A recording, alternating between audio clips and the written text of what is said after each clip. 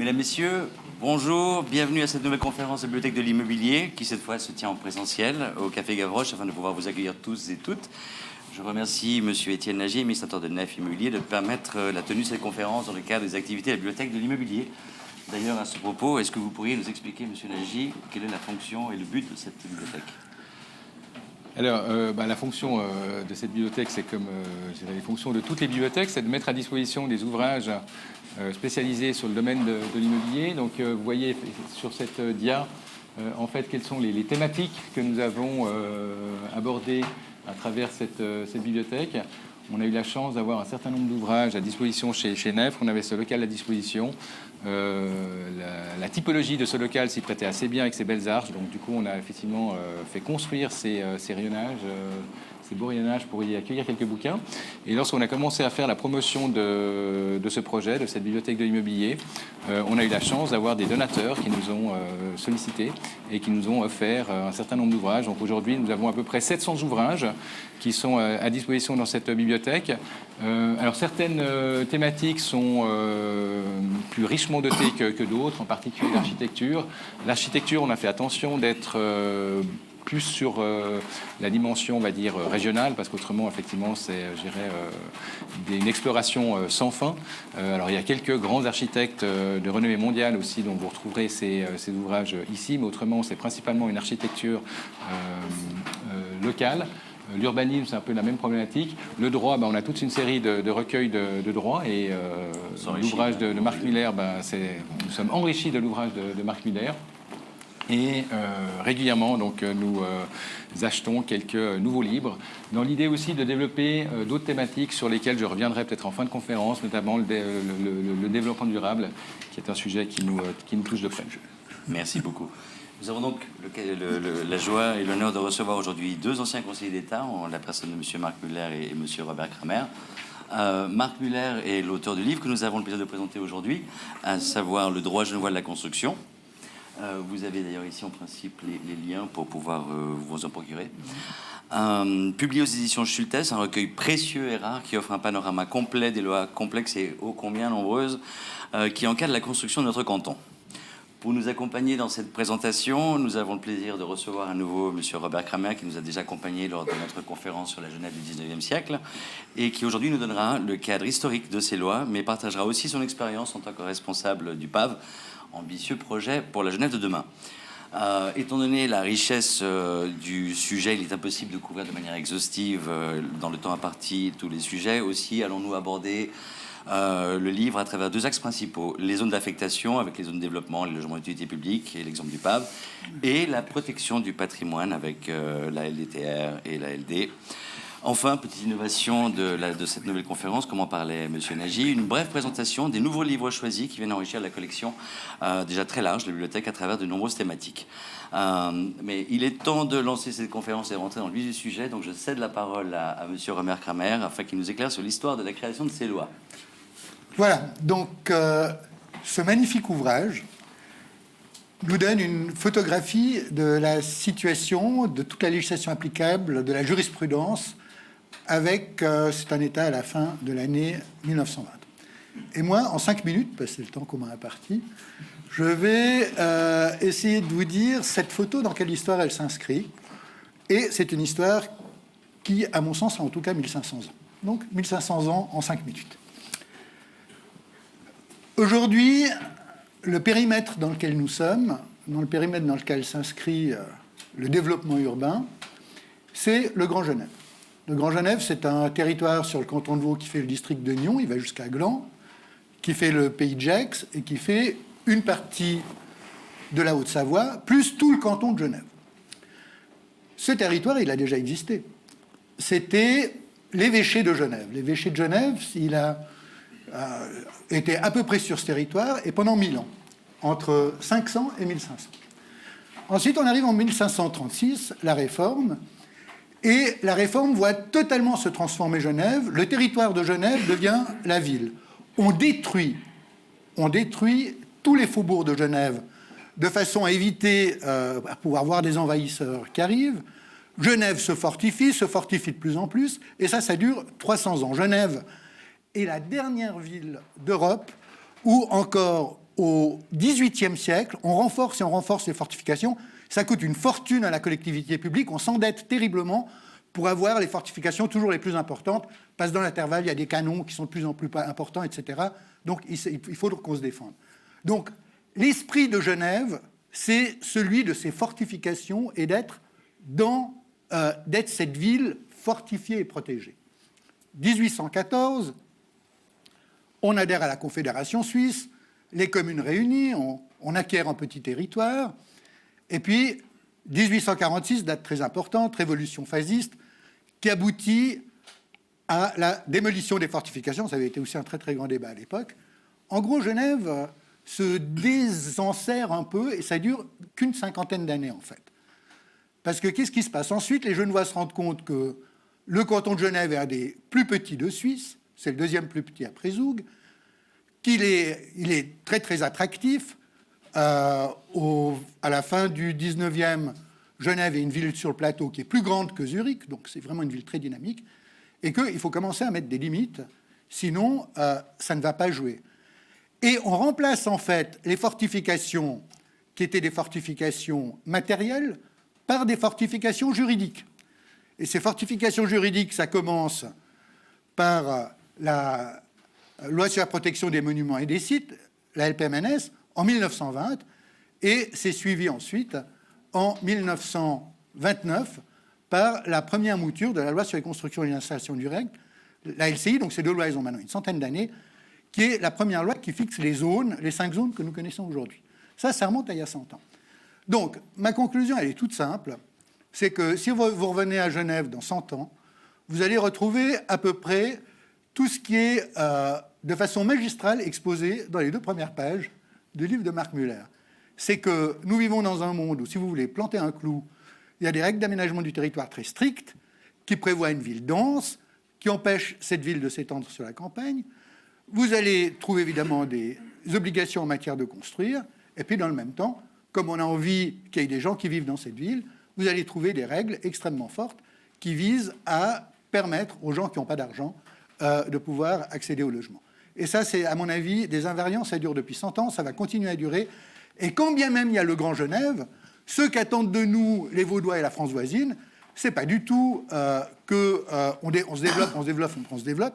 Eux, ce qu'ils attendent de nous, c'est qu'on construise plus de logements, mais que pour le reste, le Grand Genève, c'est la ville dense, multipolaire, et ça, c'est aussi la nouvelle loi sur l'aménagement du territoire, donc on n'y échappera pas. Dans 100 ans, les principes que vous avez aujourd'hui dans ce livre arrêté à 2020, eh ben, vous allez les retrouver les mêmes, avec des lois qui seront certainement un peu différentes, mais pas fondamentalement. Merci beaucoup pour cette introduction très intéressante qui me permet de faire le lien avec le principe des zones d'affectation. Mais avant cela, permettez-moi, Monsieur Marc Muller, de vous poser une question de béotien. Devant la densité législative immobilière avec près de 100 lois et règlements, n'y a-t-il pas une forme d'inflation législative? Toutes ces lois sont-elles véritablement utiles? Bon, peut-être que 5 minutes sont un peu courtes pour répondre à cette question, mais... On peut répondre par oui ou par non. Tout d'abord, j'aimerais vous remercier pour l'organisation de cette conférence, en l'honneur de mon ouvrage. Je suis très touché. C'est un grand plaisir, mesdames et messieurs, de pouvoir vous parler de ce sujet intéressant du droit de la construction à Genève. Et c'est aussi un grand plaisir de mener cette conférence avec mon ex-collègue Robert Kramer. On a fait un très grand nombre de conférences ensemble. Mais c'était des conférences de presse, et c'était quand on était collègues. Mais je crois que depuis une dizaine d'années, on n'a plus l'occasion de présenter des thématiques comme celle-là ensemble. Donc ça me fait plaisir. Oui, inflation législative, évidemment. Indépendamment de l'inflation, il y a un très très grand nombre de lois qui régissent l'acte de construire à Genève. Mais toutes ces lois... elles répondent à des objectifs qui sont parfaitement louables, des objectifs qui d'ailleurs bien souvent ont fait l'objet de sanctions populaires, la maîtrise de l'urbanisation, la qualité esthétique du bâti, l'importance de la participation de la population. Il ne faut jamais oublier que toutes nos lois de déclassement et même tous nos PLQ peuvent faire l'objet de référendums soumis au peuple. Donc, On doit être extrêmement attentif à tout cela. Il y a l'objectif que M. Kramer a évoqué tout à l'heure de permettre aux plus modestes d'entre nous d'accéder au logement. Donc toutes ces lois répondent à des objectifs. Maintenant, on est perfectionniste, on va dans les détails. Il y a toute une série de lois qui d'ailleurs ont été adoptées en réaction à des abus, il faut aussi le dire. Je pense notamment au régime de l'aliénation des appartements loués, par exemple. Enfin, toute la LDTR. La LDTR, c'est le fruit des abus qui ont été commis à Genève par les acteurs de l'immobilier, il faut bien le reconnaître. Donc oui, on va très loin à Genève. On a essayé de simplifier, mais rien n'est plus compliqué que de simplifier. Et je prends un seul exemple. À un moment donné, le Conseil d'État avait souhaité lancer une réflexion sur l'autorisation de construire, pour que l'autorisation de construire ne porte plus que sur ce quoi la loi fédérale nous oblige à obtenir une autorisation de construire. En gros, c'est l'affectation principalement, l'implantation et les gabarits. Je schématise. En se disant, pour le reste, il y a toujours des lois, mais ce sont les constructeurs, les requérants des permis de construire, qui s'engagent simplement à respecter la loi. Je veux dire, le métier d'architecte, c'est le métier le plus contrôlé au monde. L'architecte, il ne fait pas un trait sans qu'il y ait 15 services de l'État qui vérifient si le trait il est juste. Eh ben, on a largement réduit nos ambitions, et puis on a essayé de s'attaquer au permis d'occuper. Donc c'est la fin. Et on a quand même réussi à remplacer le permis d'occuper par une attestation de conformité délivrée par l'architecte sous sa responsabilité, mais moyennant une très forte résistance des architectes. Donc, les acteurs de l'immobilier eux-mêmes, dans bien des cas, j'ai d'autres exemples où les promoteurs ne voulaient pas qu'on simplifie le régime de la zone de développement, les acteurs de l'immobilier s'accommodent, au fond, dans bien des cas, assez bien de toutes ces contraintes. Merci. Votre livre met en lumière différents outils en matière d'aménagement du territoire et d'urbanisation. Vous citez les plans directeurs et les plans localisés de quartier. Tous ces outils étant liés aux plans et aux zones d'affectation régies par différentes lois comme la LAT, la LAT et la LCI. Pouvez-vous nous éclairer sur la superposition de ces lois? Oui, je vais essayer. Alors, je pense qu'il faut commencer par rappeler que le canton de Genève est le seul canton en Suisse où toutes les compétences, ou peut-être qu'il y en a un autre, peut-être Bâle-Ville, je ne suis pas sûr, mais où toutes les compétences en matière d'aménagement du territoire et d'autorisation de construire sont dans les mains de l'État. Dans les autres cantons suisses, les communes ont beaucoup plus de compétences. Sur ce chapitre. Donc, on a du coup un très grand nombre de régimes bien particuliers à Genève, principalement la zone de développement, qui est un instrument très particulier,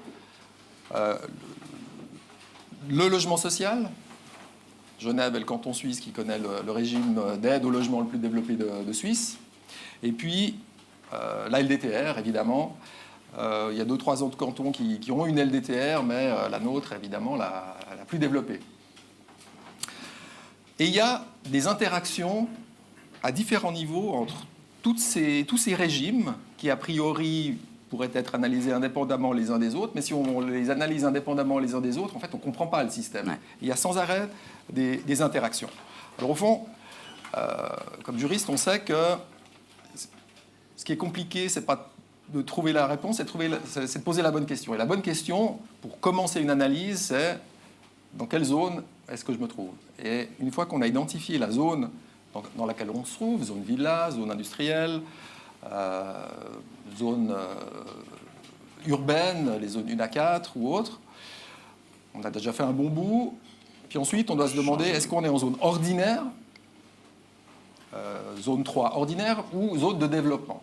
Et puis une fois qu'on a commencé à identifier tout cela, on sait, on est capable d'identifier le régime qui s'applique.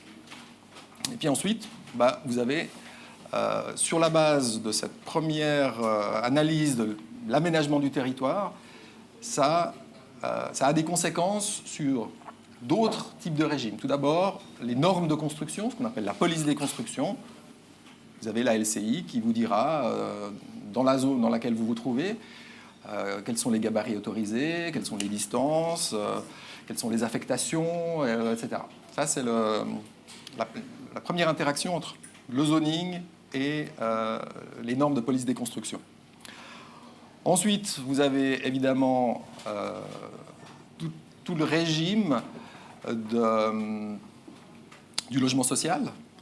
Si vous êtes en zone de développement, vous avez automatiquement des obligations en termes de réalisation de certaines proportions de logements sociaux qui déterminent évidemment le projet. Vous aurez l'obligation d'élaborer un PLQ, un plan localisé de quartier, qui prend beaucoup de temps, qui donne lieu à beaucoup de discussions. Et puis, vous aurez enfin toute la thématique financière, avec l'élaboration d'un plan financier qui doit être agréé par l'Office du logement, ce qui est bien souvent assez compliqué. Et puis, troisième interaction, troisième catégorie d'interaction entre l'aménagement du territoire et un autre régime, c'est évidemment la LDTR. La LDTR s'applique dans certaines zones et ne s'applique pas dans d'autres zones. Voilà, donc il y a cette imbrication, on peut aussi prendre l'image des poupées russes entre tous ces différents régimes. Et pour en arriver directement à votre question, oui, vous avez une multitude de plans qui vont s'appliquer, commençant par le plan directeur cantonal, ensuite plan directeur communal. Il peut y avoir des plans quartiers, enfin des plans directeurs de quartier. En zone de développement, le plan localisé de quartier, qui peut également être demandé en zone ordinaire, ça peut arriver. Et puis ensuite, vous avez d'autres types de plans un peu plus spéciaux, je dirais, comme un plan de site, quand on est dans un périmètre protégé, ou bien, comme en ville de Genève et en ville de Carouge, un plan d'utilisation du sol qui vient encore se superposer à toutes ces couches. Et qu'il faut appliquer en bonne coordination. Donc voilà, de manière un peu schématique, comment se présente le système à Genève et comment on doit faire avec. Si vous me permettez d'ajouter un mot, il y a quelque chose qui m'a totalement frappé en lisant l'excellent livre de Marc Muller, c'est que quand on veut simplifier, les gens ne veulent pas des simplifications. Exemple, je vais vous parler de quelque chose qui me concerne directement, le PAV. Dans le PAV, la loi prévoit qu'il y a un certain nombre de choses qui, normalement, sont obligatoires dans les autres zones, mais qu'on peut ne pas faire. Eh bien, que fait l'administration ? Elle applique également dans le PAV tous ces éléments dont on pourrait se dispenser, pour être sûr de ne pas faire d'erreur, pour être sûr de bien faire. Donc, comme vous voyez, cette affaire de réglementation est complexe, parce qu'au fond, les gens aiment les réglementations, apparemment. Oui. Je ne sais pas ce que tu en penses, Marc. Oui, non, mais... Dans l'histoire des architectes, c'est aussi typique. Quand on a dit on arrête, c'est plus l'autorisation, c'est plus l'administration qui décide si vous pouvez occuper ou pas. Les architectes disent vous êtes fous. Ça veut dire que c'est nous qui allons prendre la responsabilité. Puis s'il y a un problème, ce sera de notre faute. Et que ce soit une administration qui continue à s'occuper de cette affaire, ce sera mieux. Je ne suis pas sûr que les simplifications sont tellement souhaitées comme cela, paradoxalement. On en parle beaucoup, mais quand on les fait, c'est... les gens n'utilisent pas véritablement les possibilités qu'on leur donne. Merci. Passons maintenant au LUP. Vous pouvez nous éclairer sur la double notion de LUP. J'entends par là la différence entre les LUP au sens de la LGZD et la loi sur la construction des LUP. Oui. Bon, dans mon livre, j'ai essayé de proposer une terminologie, parce qu'on parle de logements contrôlés, de logements subventionnés, de logements sociaux, de logements d'utilité publique, de ZDLOC, de ZDPPE, bref, il y a tout un jargon. Donc, je ne vais pas vous donner ces définitions ici, mais je le fais dans le livre. Et il y a une confusion, effectivement, dans la loi qui n'a pas été levée. Il y a les logements d'utilité publique au sens de la loi sur les logements d'utilité publique, c'est-à-dire les LUP. Et puis, quand on lit la loi sur le logement et la protection des locataires, qui réglemente en réalité le logement subventionné, HLM, HBM et HM, on parle aussi de logement d'utilité publique. Ce qui est, voilà, Il faut juste le savoir parce que ça peut prêter à confusion. Effectivement. Bon, maintenant, ces logements d'utilité publique, comme vous le savez, en zone de développement, on doit en faire une certaine proportion. Dans le PAV, on doit en faire encore plus. On peut se demander d'ailleurs si ça se justifie d'avoir des proportions différentes dans le PAV et dans tout le reste du canton. J'imagine que ça va bouger encore de ce côté-là. Enfin, en tout cas, je le souhaiterais. Et un certain nombre de personnes critiquent cette obligation de faire du logement d'utilité publique en craignant la constitution de ghettos, etc., etc. Il faut se rappeler d'où on vient. Jusqu'en 2007, date d'adoption de la loi sur les logements d'utilité publique, la pratique du canton, c'était d'imposer 2/3 de logements sociaux en zone de développement de manière assez schématique. Et les milieux immobiliers se sont battus contre cette règle pendant Étonnamment. au moins 20 ans. Et à l'époque, le Conseil d'État a décidé de sortir de cela. Et puis après de longues discussions et un compromis assez finement négocié, on a changé la règle des 2/3, 1/3 pour passer à une règle des, pour que je schématise, 1/3, 2/3. Donc on a renversé les choses. Mais la contrepartie, qui répondait alors à des revendications plutôt de la gauche, du spectre politique, c'était de mettre sur le marché des logements qui demeurent sociaux, qui demeurent aidés de façon pérenne, si ce n'est définitive. Et mon prédécesseur à l'époque en charge de ces questions de logement, M. Moutineau, avait cherché, peut-être certains ici se rappellent du projet de loi sur les logements pérennes. Il avait essayé, mais comme il était de gauche, évidemment la droite était contre et ça ne marchait pas. Et comme moi j'étais de droite et qu'il y avait une majorité de droite, ça a été plus facile en fait de faire passer cela. Si bien que cette réforme a été adoptée à l'unanimité. On a fait voter en même temps la loi sur les logements d'utilité publique et la modification de la loi sur les zones de développement pour renverser cette proportion. Et donc, la loi a été adoptée à l'unanimité par le Grand Conseil. Comme quoi. Et puis évidemment, ensuite, tout le monde se plaint. Alors, les milieux immobiliers ou la droite se plaint en disant qu'il y a trop de logements d'utilité publique. Puis j'entends encore régulièrement que j'aurais fait un sale coup à la gauche. Bon, personne n'est content. C'est peut-être le signe que c'était un bon accord et qu'au fond, le système est assez équilibré.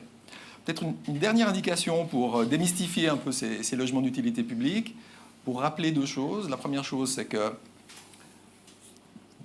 seulement 2/3, et ça s'applique aussi dans le PAV, Robert, seuls 2/3 des logements d'utilité publique doivent être des logements subventionnés. Alors, c'est pas mal déjà, mais ça réduit quand même déjà un peu cela. Et dans les 2/3 de logements subventionnés, il y a les HM, habitations mixtes. Et dans les habitations mixtes, à l'entrée des locataires, seulement 60% des locataires doivent répondre à des normes de revenus. Ce qui signifie qu'on se retrouve en réalité dans un parc de logements d'utilité publique avec une proportion, je n'ai pas fait le calcul, mais en gros 60% de 2/3, si on va schématiser, qui sont des locataires qui ont besoin d'être aidés et qui reçoivent des aides financières. Et donc, quand on parle de ghetto, on se réfère à la population. La population qui va occuper les LUP, ce n'est pas que des gens qui ont besoin d'être aidés. Donc voilà, c'est pour essayer de rendre cette notion un peu plus sympathique, même si pour les promoteurs, c'est un casse-tête, je sais. Merci, très intéressant. Question à Étienne Nagy, justement. Que pensez-vous de cette répartition voulue par le Conseil d'État en matière de logements sociaux? En tant que professionnel de l'immobilier, pensez-vous que cette répartition permet de répondre correctement à la demande de logement? Alors, comme l'a très bien exposé Marc Muller, donc on était effectivement sur un élément à géométrie variable, parce qu'effectivement cette proportion a évolué au fil du temps. Peut-être avant de revenir sur cette question précise de la proportion et comment on vit ceci en tant que professionnel par rapport à à la création de logements que nous réalisons sur ces périmètres en zone de développement. Ce serait peut-être intéressant aussi de rappeler en fait comment on est arrivé à ce régime de zone de développement à Genève. Il y a aussi une dimension historique. Il faut se rappeler que ces lois qui sont la LGZD, donc la loi générale sur les zones de développement, remontent aux années 50, une période où Genève était en plein essor industriel. Il y avait un sol migratoire qui était important, avec une population, une main-d'œuvre étrangère qui devait effectivement contribuer à ce développement économique de Genève, dans l'industrie, dans le bâtiment. Et il a fallu construire pour accueillir toutes ces nouvelles personnes qui arrivaient. Et construire voulait dire aussi déclasser des terrains. Donc toutes les cités périurbaines que nous connaissons aujourd'hui, comme Mérin, Aunay, etc., ont été construites pendant cette période. C'était à la base des terres agricoles. Elles ont été déclassées. Et puis, assez justement, même je dirais très justement, le politique de l'époque, et c'était, il faut se rappeler, le Conseil d'État Émile Dupont, d'ailleurs on a appelé ces lois les lois Dupont, qui avait l'ambition de produire des logements qui évitent une dimension spéculative que de temps en temps quelques constructeurs immobiliers ou quelques promoteurs immobiliers ont à l'esprit. C'est vrai qu'en général, le constructeur cherche à maximiser son profit. Et maximiser son profit, c'est effectivement créer des logements avec un certain niveau de prix, que ce soit au niveau de la location et au niveau des prix de vente. Et là, pour accueillir cette population, il fallait effectivement construire un certain nombre de logements avec des loyers qui répondaient justement aux besoins de cette population importante qui venait à l'époque dans le canton de Genève. Donc voilà, ça c'est un peu la genèse de cette loi sur les zones de développement. C'est vrai qu'en même temps, il faut se rappeler qu'il y avait aussi un avantage qui était concédé par le politique en déclassant ces terrains, et c'était assez juste du coup de limiter justement la valorisation aussi, le potentiel de valorisation de ces terrains qui de terrains non constructibles étaient déclassés en terrains constructibles.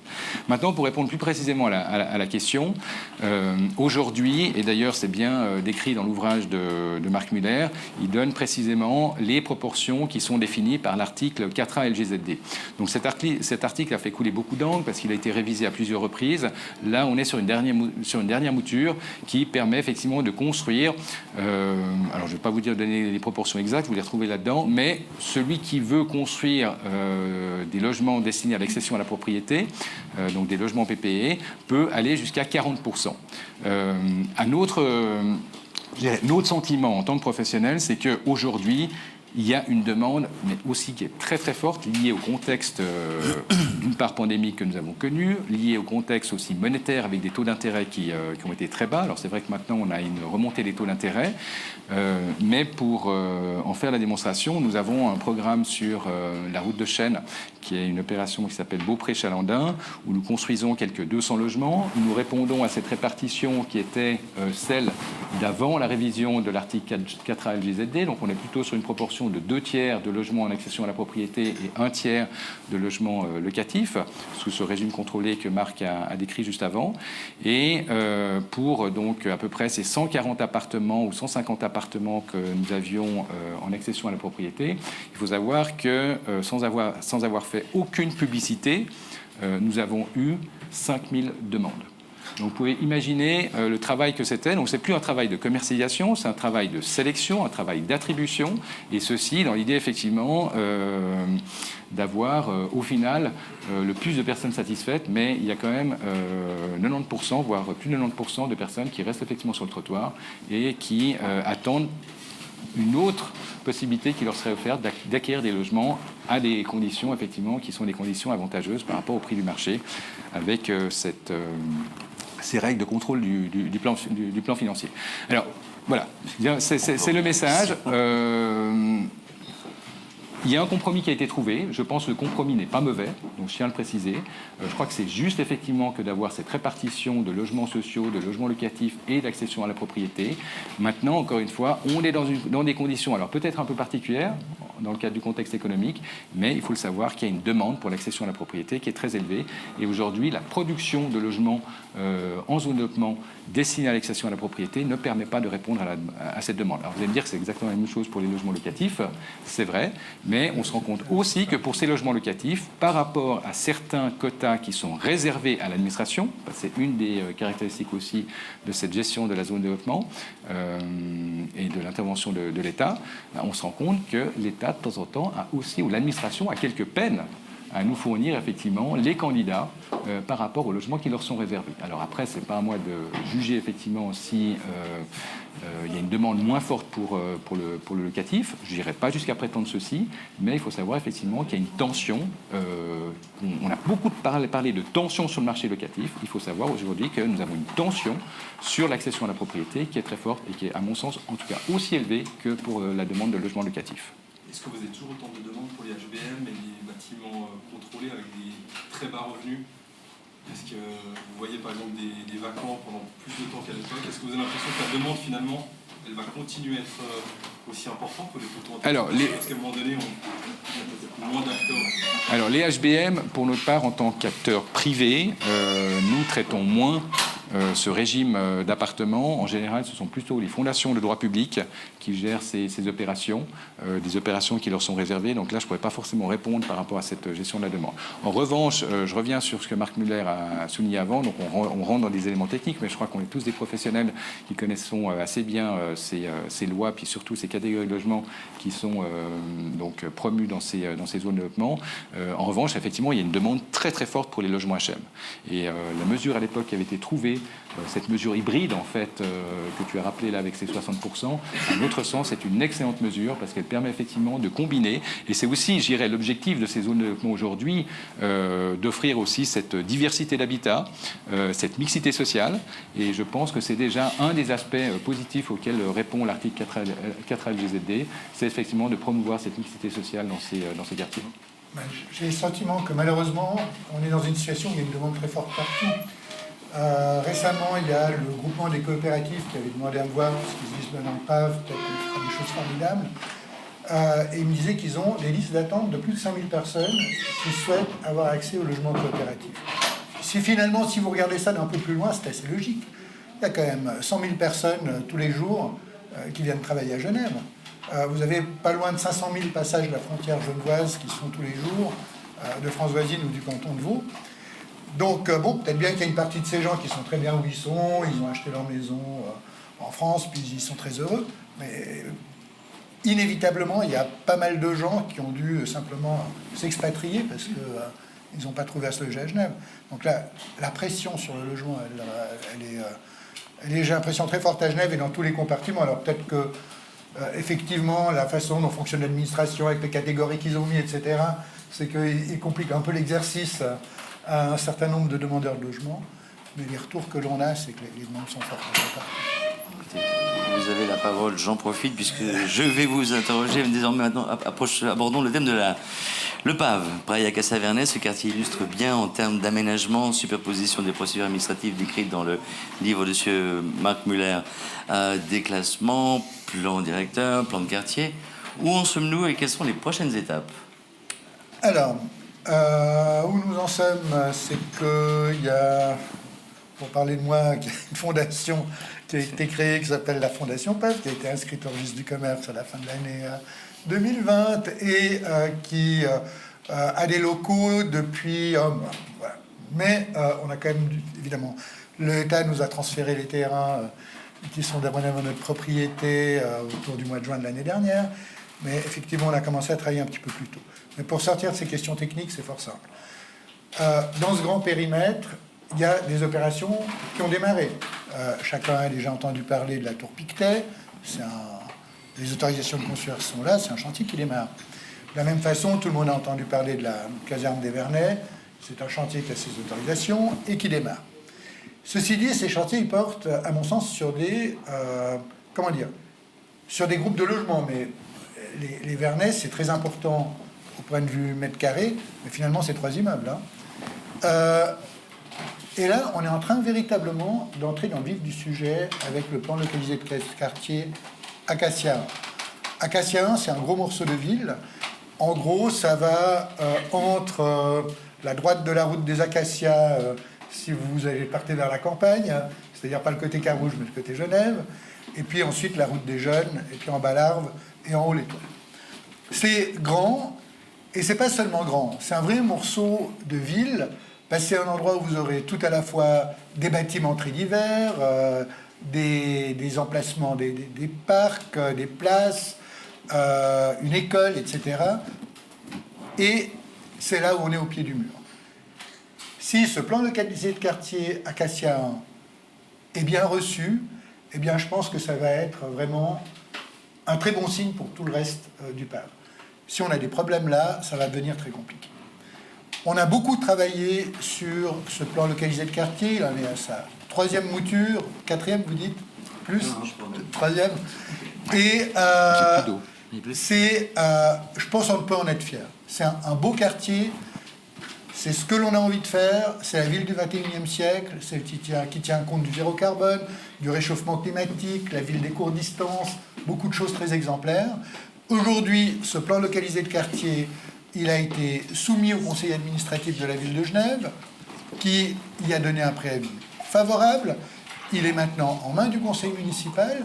Le conseil municipal a des délais légaux qu'il doit respecter. Donc théoriquement, le préavis du conseil municipal sera là d'ici le mois de juin.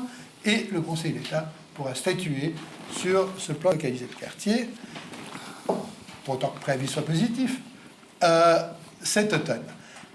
J'adore ce plan localisé de quartier parce que est associé à ce plan localisé de quartier la remise à ciel ouvert de la Drise, en tout cas sur ce tronçon-là, sur le tronçon qui jouxte le plan localisé de quartier.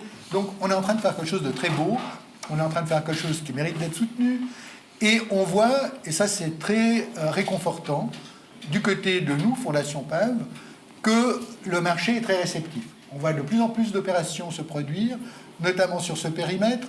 On discute avec les gens sur les conditions des droits de superficie. Bref, il est en train de se passer des choses.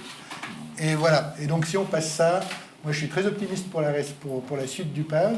Ça nous donnera aussi un certain nombre de références pour ce que l'on doit continuer à faire. Donc, en pratique, le point où on en est aujourd'hui, c'est l'examen du plan localisé Acacia 1, super plan localisé de quartier, qui nous permettra véritablement d'aller de l'avant sur tout le reste du périmètre. Bien que les urnes vous écoutent. Ah non, j'espère qu'on n'arrivera pas aux urnes, justement, et qu'on arrivera à convaincre que ce beau plan localisé de quartier ne mérite pas de référendum et qu'il doit être largement soutenu. Merci. Une question maintenant à Étienne Nagy. Marc Muller nous rappelle dans son ouvrage la répartition des logements du PAV, soit 88% de logements locatifs et 12% de PPE, dans la majorité en droit de superficie. Pensez-vous que la répartition soit correctement équilibrée? Et pour ces logements PPE, pensez-vous que le droit de superficie soit une solution idéale? Alors sur la répartition, clairement, en tant qu'acteur privé de l'immobilier, nous aurions souhaité une proportion plus élevée d'appartements destinés à l'accession à la propriété. Et voilà, je ne vais pas reprendre ce que j'ai exposé précédemment. Maintenant, la question du droit de superficie, oui, je trouve que c'est une formule qui est très intéressante parce qu'elle permet effectivement de démocratiser encore un peu plus l'accession à la propriété. Il y a une étude qui a été faite récemment par un acteur privé à l'échelle suisse et qui se rendait compte que, effectivement, en divisant en fait le prix d'un bien immobilier par deux, avec effectivement le foncier qui n'est plus acheté par l'acquéreur, donc le superficiaire, on arrivait à quasiment doubler le nombre d'acquéreurs potentiels pour ces logements en accession à la propriété. Je ne sais pas si vous avez suivi l'actualité récente, en tout cas dans le cadre du TJ, il y a eu un petit reportage aussi sur l'augmentation des taux, et je crois que c'est une étude de la BCV qui disait aujourd'hui que seuls 10% de la population suisse avait la capacité d'acquérir son logement en fonction de la progression des prix importante que nous avons eue ces 2-3 dernières années. Donc là, c'est effectivement une formule qui permet encore une fois d'élargir le spectre des acquéreurs potentiels. Maintenant, je suis un petit peu plus réservé sur le contexte juridique en fait de ces droits de superficie. Donc on a effectivement l'État, ou en l'occurrence, et ce sera la Fondation PAV qui sera superficiante, M. Kramer. C'est d'accord. La vie, elle est très simple.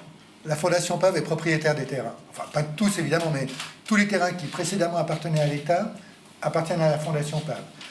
Puis comme propriétaire, je ne dirais pas que l'État n'a rien à dire. Il a à dire ce que nous rappelle Marc Muller dans son livre, c'est-à-dire les 100 lois, règlements, etc., qui s'appliquent aux fonciers à Genève.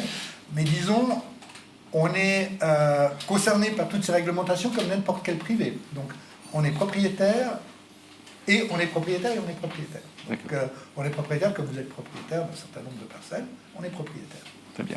Alors, j'aimerais juste revenir sur les conditions économiques. Et c'est là où j'ai peut-être effectivement une remarque à faire, un commentaire à faire sur les contrats aujourd'hui type qui existent pour ces droits de superficie. Nous avons réalisé une opération avec l'État de Genève sur le périmètre de la gare de Chênebourg. Nous avons mis effectivement en vente des logements PP en droit de superficie. Ce sont effectivement des logements qui se sont très très bien vendus parce qu'on se retrouvait effectivement à une valorisation qui était de moitié par rapport à une valorisation ordinaire qu'on aurait eue sur une opération libre. Si je me positionne par rapport à la zone de développement, on était peut-être encore même moins 30% moins cher par rapport à des logements en pleine propriété en zone de développement.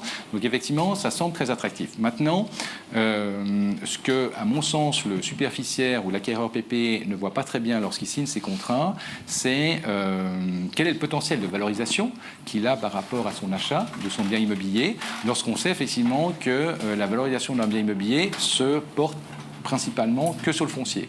Le bâti, à terme, il faut savoir l'amortir, il faut savoir le rendre potentiellement aux superficiants.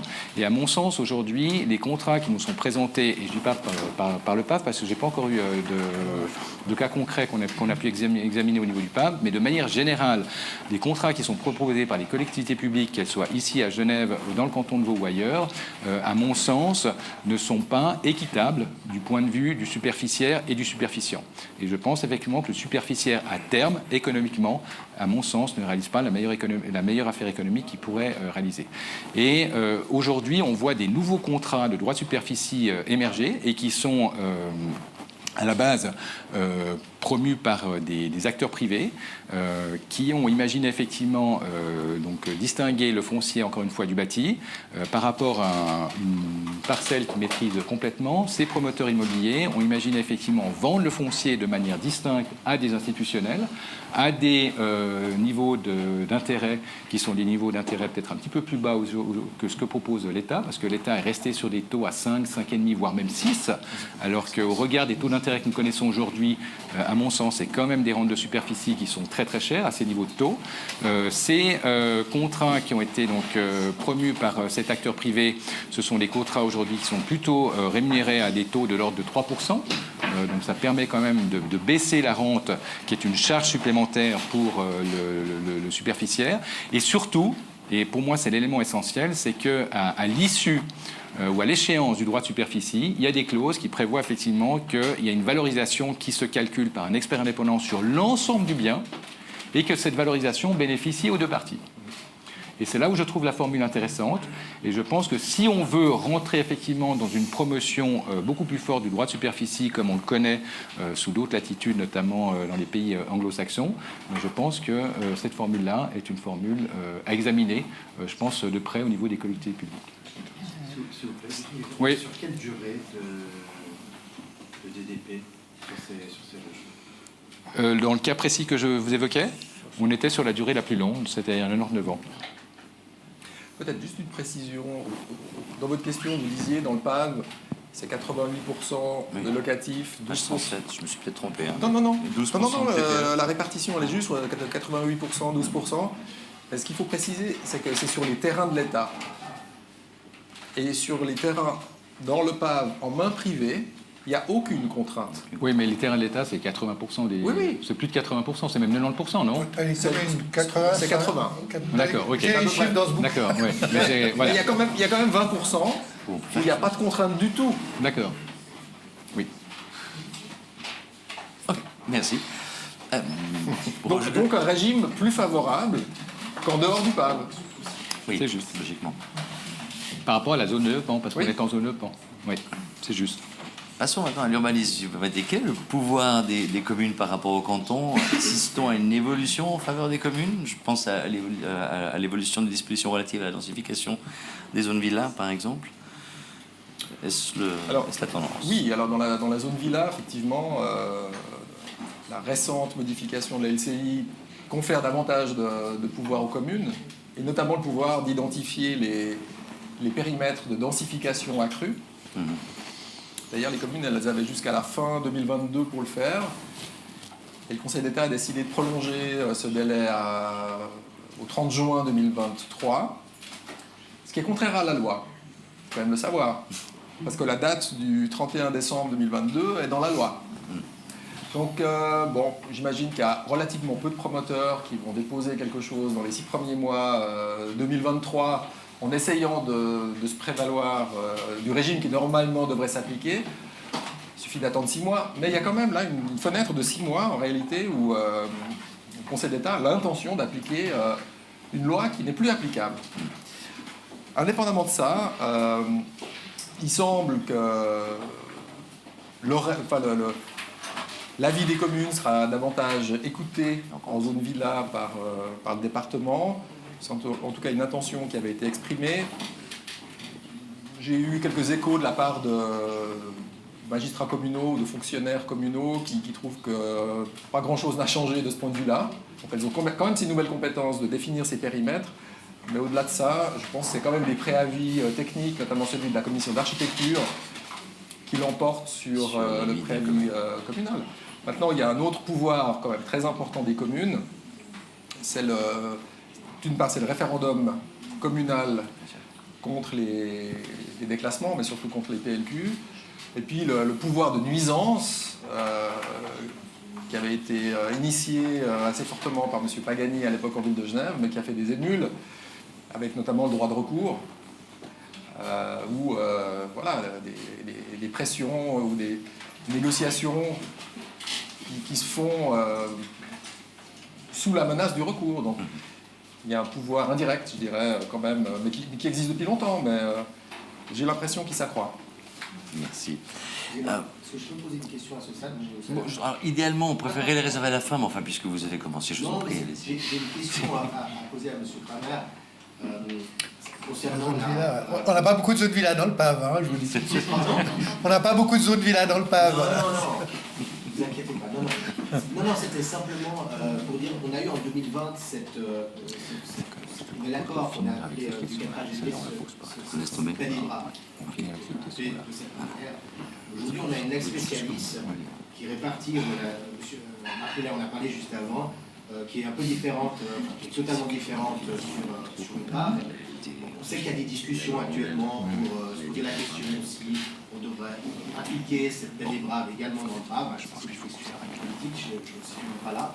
Mais j'aimerais savoir si, et c'est une hypothèse, il devait y avoir cette application du 4A également sur le PAV, quelles seraient selon vous les conséquences, que ce soit les opportunités ou les inconvénients? Je suis conscient que c'est une question délicate, mais peut-être vous y avez réfléchi. La réponse, elle est évidente.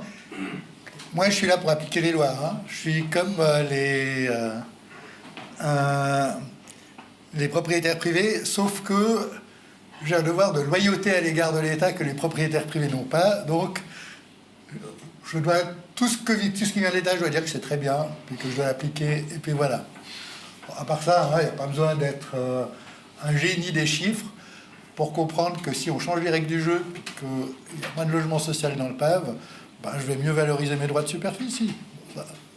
Ça n'a rien de nouveau. Je vis avec ce système, je vis avec un autre, je dois me débrouiller avec ce qu'on me demande de faire, et puis voilà.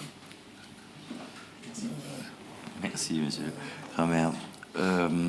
Une autre thématique que je souhaiterais aborder avec vous, monsieur Muller, ce sont les surélévations.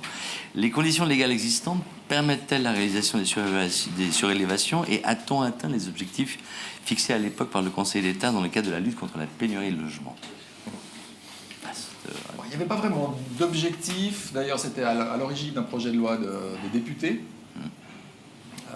qui avait été adopté, qui a fait l'objet d'un référendum. Et puis ensuite, j'ai effectivement ouvert une négociation. On a revu le projet de loi, on l'a revoté, on a annulé la première, on a annulé le référendum. Bref, c'est un peu une gymnastique. Donc il n'y avait pas d'objectif en termes quantitatifs. Maintenant, je pense qu'on peut le constater. Il y en a eu un certain nombre des surélévations. Certains mieux réussis que d'autres. Maintenant, ce qu'il faut surtout dire, et je pense que c'est là l'impact principal de cette nouvelle loi, c'est sur les nouvelles opérations. Parce qu'on l'appelle la loi sur les surélévations. Mais en réalité, on a modifié les gabarits légaux. Oui, c'est ce qu'on peut faire. Donc, ce sont des gabarits légaux qui s'appliquent aussi pour les nouvelles opérations, sous réserve, évidemment, des plans localisés de quartier. on revient à ces imbrications sans fin là, mais Millefeuille. je pense que le potentiel principal offert par cette révision, c'est plutôt dans les nouvelles opérations. Et donc, ça atteint son Oui, but. voilà, tout à fait. Moi, je La pense première que c'est conférence qu'on avait faite ici. positif. Avec monsieur de la Casa. Bien, si vous nous demandez des questions du public, justement, donc nous avions une, mais c'est fait. D'autres questions, messieurs, dames? Pas tous en même temps? Bien. Je tiens à préciser qu'on a un magnifique ouvrage. Je ne sais pas si, Émilie, vous pouvez éventuellement chercher cet ouvrage à la bibliothèque. Je vais vite vous le montrer, qui est un magnifique ouvrage qui a été réalisé par un collectif d'auteurs ici à Genève, dont l'architecte cantonal Francesco Della Casa, qui nous avait fait l'amitié de participer ici à la première conférence qui nous permettait d'inaugurer la bibliothèque et qui s'appelle donc Surélévation. C'est un bouquin à peu près de cette taille-là et qui met justement en relief toute une série d'exemples de surélévation qui ont été réalisés à Genève. Et il y a aussi une dimension historique qui nous avait très très bien présentée à l'époque lors de la conférence. Il était parti sur la tour de la Giralda à Séville, qui était un bâtiment exemplaire en termes de surélévation, parce que c'est un bâtiment qui avait bénéficié dans le temps et à travers son histoire de plusieurs surélévations. Et cet ouvrage est absolument remarquable parce que ce sont plusieurs architectes, principalement des architectes et aussi bien sûr l'administration et l'État qui ont œuvré à ce bouquin, et il met encore une fois très très bien en relief ce potentiel de réalisation de surélévation sur le canton. Vous en prie. J'avais une petite question, alors je ne sais pas si c'est dans le cadre du livre, mais c'est peut-être plus un ressenti par rapport au positionnement qui a été pris.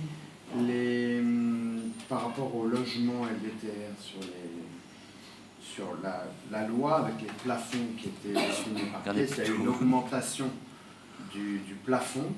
Est-ce qu'il y a un retour... Très sensible, hein. Très sensible. Très sensible. Oui, mais justement, c'était un peu le sens de ma question, parce qu'en faisant ça, en doublant le montant du plafond, certains appartements qui peuvent sortir du cadre de la LDTR, est-ce qu'on arrive à avoir plus de gens, plus de foyers concernés par ces logements LDTR, ou est-ce qu'on permet juste en fait une sorte d'inflation sur les loyers? Comment ça a été... Est-ce que vous savez, vous n'êtes peut-être même pas du tout dans ce sujet, mais est-ce que vous savez le but ou quel est le sens qui a été donné à cette augmentation?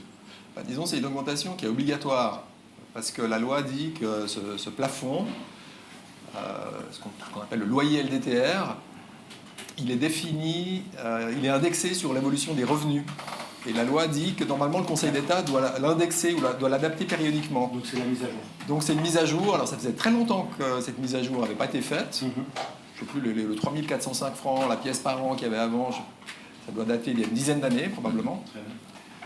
Et là, il y a eu cette mise à jour. Ce ferroviaire était passé de 3330 à 3400, quelque chose du genre. Ouais. Voilà. Mais c'est en fonction de la moyenne des revenus des ménages. D'accord, donc c'était pas une volonté d'augmenter Non. le parc d'appartements éligibles à la... D'accord. C'est mécanique. Voilà, alors, d'autres questions? Ah, pardon. Moi, j'ai une question peut-être un petit peu plus générale. Vous parliez du nombre de lois, de ces chevauchements de ces différents lois. Est-ce que vous ne pensez pas que finalement c'est quelque chose, que c'était relativement bien fait? Est-ce que c'est pas quelque chose qui est finalement tellement complexe que même l'État finit par s'y perdre quand on voit de temps en temps les analyses qui sont faites par les différents services de l'État basées sur finalement une interprétation de quelque chose dont on n'a pas forcément l'idée? Est-ce qu'il n'y a pas quelque chose à faire sur ce sujet-là? Sur quel sujet? Sur la façon dont l'État s'organise pour appliquer les lois? Oui, sur cette manière-là, sur les monuments et sites ou les commissions d'architecture qui n'ont pas forcément d'éléments très définis. Je ne critique pas, je ne suis pas architecte, donc je ne veux pas forcément rentrer dans un débat très technique, mais c'est vrai que de temps en temps, on a simplement un service qui va nous dire nous aimerions que ce soit fait de cette manière-là, puis vous dire basé sur le droit. Il n'y a pas forcément grand-chose derrière. C'est-à-dire que dans de nombreux dossiers, vous verrez des préavis contradictoires. Récemment, il y a une affaire de panneaux solaires sur des toitures à Jussy, je crois, ou je ne sais plus où, qui a défrayé la chronique, avec d'un côté le service du patrimoine qui exigeait des panneaux solaires de la même couleur que les tuiles, et puis le service de l'énergie qui voulait autre chose. D'ailleurs, à l'époque, je me rappelle que le département de M. Kramer avait fait recours contre une autorisation de construire que j'avais délivrée. Parce que moi j'avais autorisé le truc et puis sous l'angle de l'énergie. Bref, tu te rappelles de ça? C'est peut-être l'inverse, c'est que tu avais refusé et que je voulais qu'on accepte, mais Ouais, ou si c'était peut-être. l'histoire de panneaux solaires, C'est c'est peut-être possible. mettre dans l'autre sens. Mais le problème, c'est que normalement, c'est le job de l'Office des autorisations de construire, qui dirige, qui pilote la procédure. C'est à l'OAC de faire le tri. Et quand le requérant il reçoit ce qu'on appelle une demande de complément avec simplement, en fait, en annexe, les 6 préavis qui nécessitent une réponse, l'Office des autorisations de construire ne vous dit pas dans quel sens il faut aller. Et si vous avez un préavis contradictoire entre celui de la nature et celui du patrimoine ou celui des transports, l'architecte, il ne sait pas quoi faire. Et à l'époque, j'avais vraiment essayé de forcer les fonctionnaires de l'Office des autorisations de construire à faire ce travail de tri et de définition des priorités, mais ils veulent pas. Ils veulent pas parce qu'ils disent c'est pas notre rôle de fonctionnaire d'écarter les préavis d'autres fonctionnaires. En fait, on est tous sur le même plan et il faut respecter tout. Et j'ai échoué, j'ai échoué à leur faire comprendre qu'ils avaient un rôle, quelque part, d'autorité, non seulement d'autorité de décision, mais d'autorité de priorisation entre les avis des différents services. Et le problème, c'est le même qu'il y a 20 ans. Bien sûr. Mais le problème que vous posez, c'est des problèmes systémiques et de gouvernance. C'est-à-dire que l'État est très mauvais, mais il n'est pas plus mauvais que l'UBS, il n'est pas plus mauvais que Nestlé, il n'est pas plus mauvais que n'importe quelle grande organisation. C'est-à-dire, dès le moment où vous êtes dans une grande organisation, vous vous retrouvez avec un spécialiste de chaque petit point. Quand on consulte les gens, chaque spécialiste, puisqu'on l'a consulté, il faut qu'il dise quelque chose. Dès le moment où il doit dire quelque chose, il essaye de trouver le problème plutôt que la solution, puis c'est pas lui à trouver la solution. Il est là pour dire, je vous explique que dans mon domaine, la question qui est posée pourrait amener à tel problème. C'est comme quand vous demandez un avis de droit à un juriste, hein, mais sauf que là, ils sont beaucoup, et que chacun parle de ce domaine. Puis après, il y a quelqu'un qui doit faire la synthèse. Puis celui qui doit faire la synthèse, c'est un autre spécialiste, c'est le spécialiste des synthèses. Puis vous ne trouvez jamais le spécialiste du bon sens. Parce que celui-là, ça doit être le conseiller d'État, peut-être, je ne sais pas. Et évidemment, moi j'ai vu, alors dans ma pratique, une différence sensible se faire ces 10 dernières années. Il y a 10 ans, on pouvait tomber encore sur un vieux fonctionnaire, un mec qui avait 60 ans, qui aujourd'hui a pris sa retraite, puis qui disait, ouais, bah écoute, ton truc, c'est évident, je connais l'endroit, j'ai déjà été, on fait comme ci et comme ça, puis c'était bon. Ou t'es tombé sur la tête, là, ton projet ne tient pas la route. Puis voilà, on avait une discussion d'1 heure et le problème était réglé dans un sens ou dans l'autre.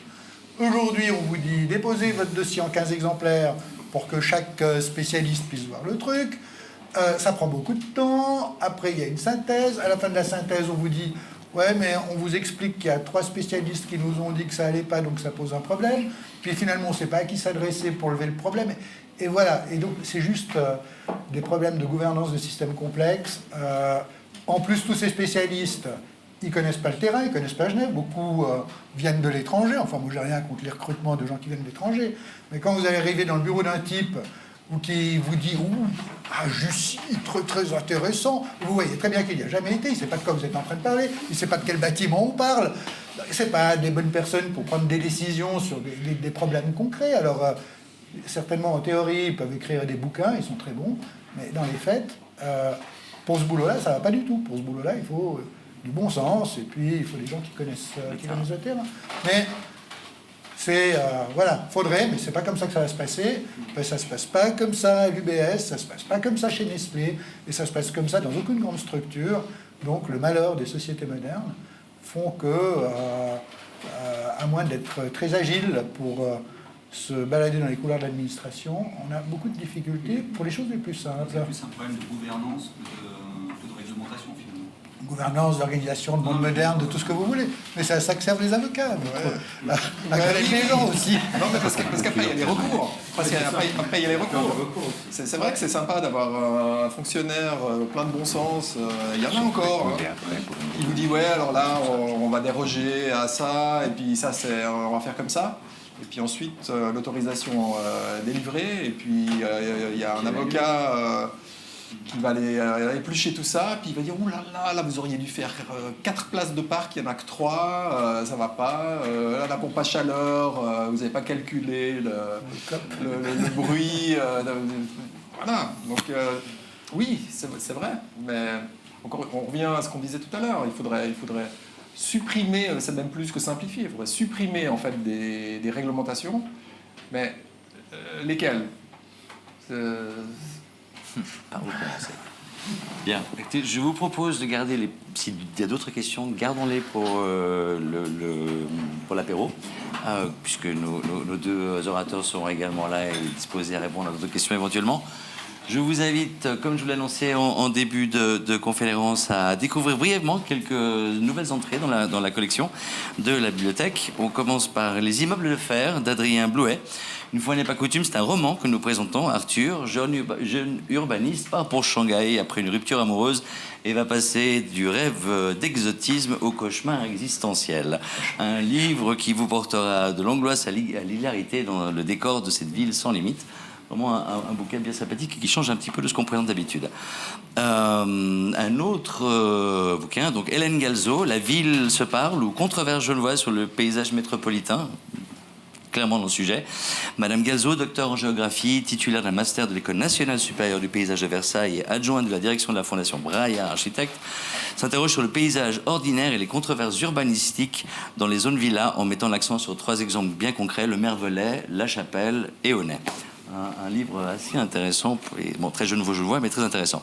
À la suite de quoi, nous avons Agnès Walsh et Gatien Vierret pour un jour d'été au garde-meuble de la Couronne, un très très beau livre qui nous fait découvrir ce magnifique bâtiment connu maintenant comme l'hôtel de la Marine, pendant de l'hôtel de Crillon qui servit de 1772 à 1798 de garde-meuble royal avant de devenir l'hôtel de la Marine. On vit 24 heures avec ceux et celles qui en faisaient le quotidien en découvrant le fonctionnement de l'institution, les mœurs, les tendances, les découvertes de ce siècle des Lumières. Et pour ceux que le sujet intéresse, Arte a présenté récemment un magnifique reportage sur la réfection complète de l'hôtel de la Marine. Je vous invite à regarder, c'est vraiment un très beau bâtiment, un très beau reportage. Et puis je te laisse la place. Alors, c'est pas un ouvrage vraiment qui parle du domaine de l'immobilier, si ce n'est qu'on voulait faire on voulait mettre l'accent quand même sur cet ouvrage parce que c'est un confrère vaudois, Patrick Delarive, qui était lui-même régisseur, qui était développeur et qui s'est lancé donc dans la littérature. Et c'est un petit thriller plutôt sur le monde de la finance dans notre environnement géographique sur l'arc lémanique. Et voilà, c'était un petit clin d'œil que nous voulions faire à Patrick Delarive. Voilà, comme vous voyez, la sélection, le panel des thèmes de la bibliothèque est large et je vous invite donc à venir la consulter le plus rapidement possible. Je crois qu'Étienne avait encore Monsieur Nagy. Oui, je voulais encore nous présenter. Vous présenter rapidement 2 ouvrages sur la thématique du développement durable. D'ailleurs, dans le cadre de NEF, nous allons réaliser notre rencontre immobilière la semaine prochaine au Théâtre de Carouge. Donc, si des personnes ont pas reçu une invitation et si vous êtes intéressés, vous pouvez vous présenter auprès des dames qui sont ici de nos services du marketing. Et elles vous convieront donc à cette rencontre immobilière, se faire, je crois que c'est jeudi prochain, à 17h au Théâtre du Carouge, sur la thématique de l'immobilier et de la durabilité, un sujet encore une fois qui nous est cher. Voilà, je voulais vous présenter 2 ouvrages qui me parlent beaucoup. Donc le premier, c'est Jalon. Jalon, c'est une collection qui est réalisée par le canton de Vaud sur le thème de la durabilité. C'est le 13e ouvrage et il y en a un 14e qui est sorti. Et cet ouvrage parle effectivement justement de comment habiter demain pour répondre justement au bien-être et à différentes questions. Cet ouvrage est très bien réalisé parce qu'il y a toute une série de petites encadrées que vous allez trouver sur la thématique de la durabilité. On vous rappelle effectivement toute la chronologie à l'échelle mondiale de cette thématique qui a pris une place primordiale aujourd'hui. On vous rappelle aussi les enjeux de la stratégie énergétique énergétique du Conseil fédéral 2050, etc. Bref, je ne vais pas rentrer dans le détail. On vous décrit effectivement aussi ce qu'est un habitat bioclimatique. Donc il y a aussi quelques exemples très précis. Il y a d'abord une réflexion et après il y a une série d'actions qui sont proposées pour répondre justement à cette problématique d'habiter demain. Et j'irai dans la même veine, mais ça c'est un ouvrage français qui s'intitule « Bien vivre la ville ». C'est un ouvrage aussi très, très complet, je ne vais pas forcément le décrire ici, avec des thématiques très, très, très originales que j'ai découvertes avec surtout une illustration d'exemples qui ont été réalisés un peu partout dans le monde, principalement en Europe, mais avec aussi, je dirais, quelques pistes de réflexion pour ceux qui sont intéressés à ces questions. Et je crois qu'aujourd'hui, c'est impossible de ne pas être intéressé à ces questions-là, et on a quelques dignes représentants de ces thématiques aujourd'hui dans la salle. Et puis pour finir, je vous montre juste l'ouvrage que je vous ai cité avant sur les surélévations. Voilà, je vous invite également à le découvrir. C'est un exemple, c'est un livre purement genevois, et vous verrez effectivement que les personnes qui ont contribué, on parle de Madame Nemec-Piguet qu'on connaît bien, il y a des architectes, Monsieur Pierre Bonnet, il y a aussi le conseiller d'État Monsieur Hodgers, à l'époque Monsieur Pagani s'y était aussi prêté, et aussi quelques autres architectes comme Bruno Marchand. Voilà, quelques auteurs ou surtout quelques personnes, quelques acteurs du milieu de l'immobilier de référence et qui ont contribué à cet ouvrage, encore une fois, qui est un ouvrage exemplaire sur cette thématique. Et pour finir, le rapport développement durable que nous avons édité dans le cadre du groupe NEF, donc si jamais il est aussi à disposition au niveau de la bibliothèque, alors ça dépasse plus largement la question purement immobilière, parce qu'on en vient effectivement à toute la problématique de la durabilité à travers la mobilité et d'autres sujets qui nous intéressent beaucoup. L'idée, c'est pas de promouvoir ceci maintenant, mais c'est juste de vous le citer en référence.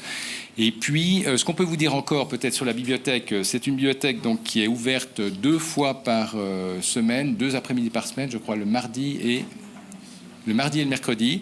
Donc voilà, la bibliothèque répond à une certaine demande. En même temps, vous pouvez imaginer qu'on n'a pas la même fréquence qu'il peut y avoir dans les grands magasins d'à côté.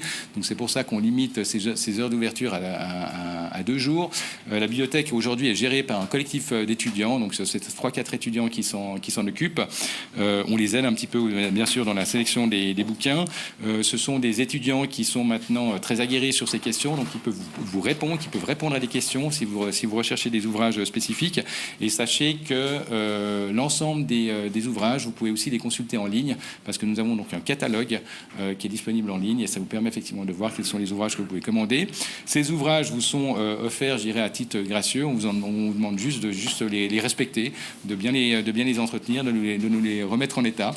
Et puis si vous avez quelques suggestions aussi à nous faire par rapport à des nouveaux ouvrages, on est bien sûr preneurs. L'idée, c'est de continuer à développer cette bibliothèque autour des thématiques principales qu'on a évoquées. Et puis, dernière information sur la bibliothèque de l'immobilier. Donc, c'est aussi un des objectifs que nous tendons à remplir dans le cadre de cette bibliothèque, c'est de réaliser ce type de conférence pour promouvoir un ouvrage, en général un ouvrage sur une thématique de l'immobilier local, avec un auteur qui nous fait l'amitié de venir pour justement parler de cet ouvrage. Je remercie encore une fois Marc Muller et Robert Kramer d'avoir répondu à cette invitation aujourd'hui. Nous n'avons pas encore défini le thème de la prochaine conférence, donc si vous avez quelques idées, vous pouvez aussi nous les susurrer. Très bien. Sur Singapour. Alors l'idée, c'est plutôt d'être local. On laissera les... C'est vraiment l'urbanisme. Alors peut-être s'il y a des références... Parce qu'on en parlait juste avant la conférence avec M. Kramer.